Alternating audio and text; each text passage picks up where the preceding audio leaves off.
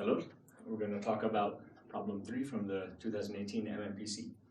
So in this problem, we have two parameters, a and b, real numbers, and we have a function. And we're supposed to find relationship between the parameters of these functions and the range of the function, essentially. So part 1 is to find a and b so that f of x is always bigger than 2, and part 2 is to find a and b so that the range is exactly the interval -1 to 1. Well, so there's a lot of answers for 1, and if you start to think about it, like sine x is going to be between -1 and 1, cosine x is going to be between -1 and 1. So as long as b is really big and a is not too big, we should easily get an answer. So if you just want a point or two, I think you can throw down something like this. B equals 1,000,000 and a equals 5. And, well, maybe we could write down a little bit more justification, but let's try to attack the whole problem at once here. Try to figure out what the range is going on, how to calculate the range of this kind of function in general. So if you've been doing any kind of parametric curves recently, then this idea might jump out to you, which is really going to simplify the problem a lot. I had the idea, this looks like a ratio, but having a sine and a cosine, and I think about it like this.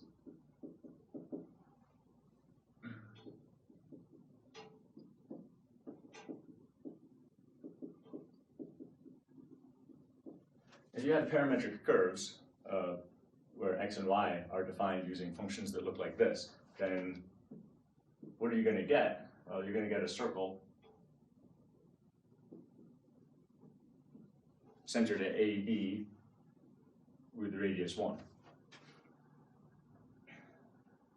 And we can take this as well-known fact. If you want to, you can prove it by, I guess, subtracting a, subtracting b, squaring both sides, and eliminating the parameter and getting the equation for the circle. But for now, we'll take that for granted. And how can we use this to help solve the problem? Well, now f of t, then, right? I'll change it to a t instead of an x because I'm going to think about these points in the xy plane. So f of t is going to be the slope. Right? It looks like y over x, so it's the slope of line from the origin to xy, where x and y are functions of t, like this. So if you think about this idea, then the whole problem now becomes quite a bit easier. We just have to think about possible slopes of the line. So in fact, I'll do problem 2 first.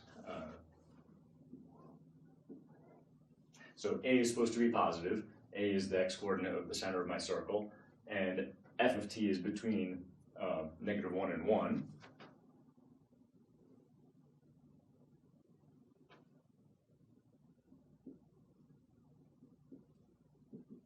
Right, so y equals x, y equals minus x.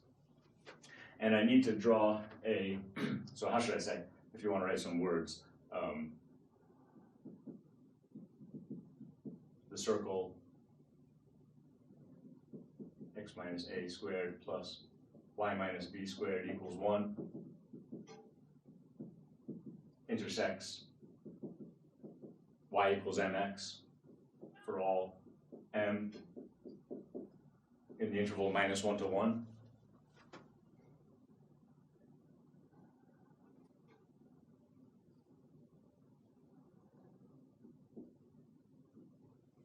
Right, there's only one circle that's going to do that. It's going to be this circle, which is tangent to both of these lines, and so the y-coordinate of the center should be 0, and the x-coordinate, since I have a right triangle here with, I guess, isosceles right triangle, even 45-degree angle, side length 1.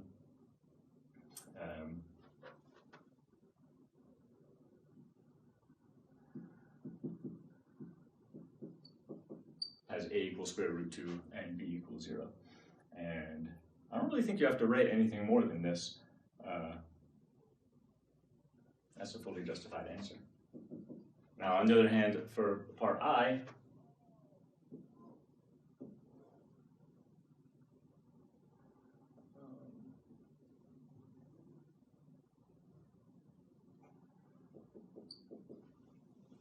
I want the function y equals 2x. I want my circle to be somewhere inside here. If my circle overlaps into the second quadrant, then f becomes negative. Well, in fact, for all x in R, so I can't have my circle touch the x-axis or else I'll be dividing by 0. I'll have a domain problem. So I have to choose any circle that kind of stays inside this zone, any circle of radius 1, and find the center of that circle. So I could say any circle of radius 1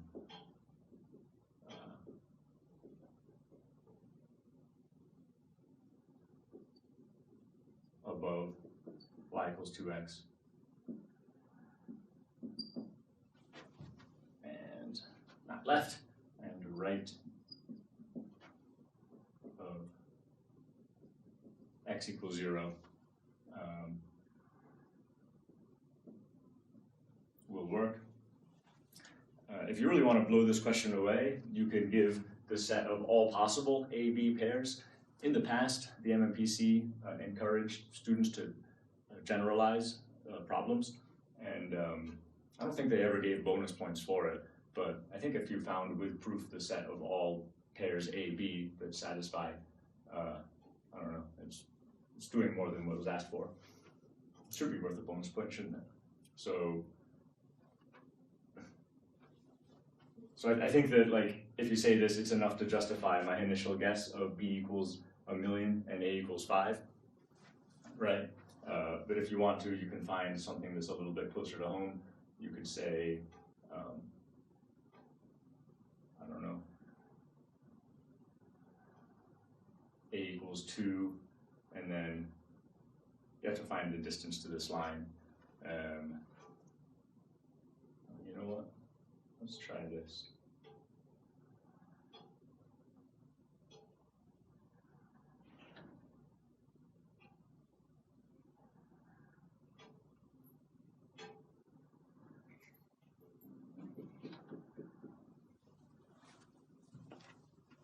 Well, I'm trying to sketch this set of all possible A-B just for fun.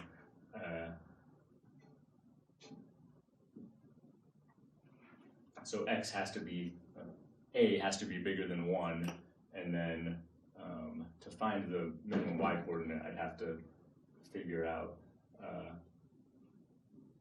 what would I have to figure out?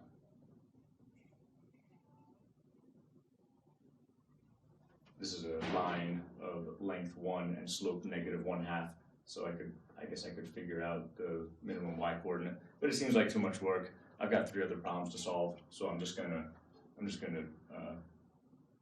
go with my original guess.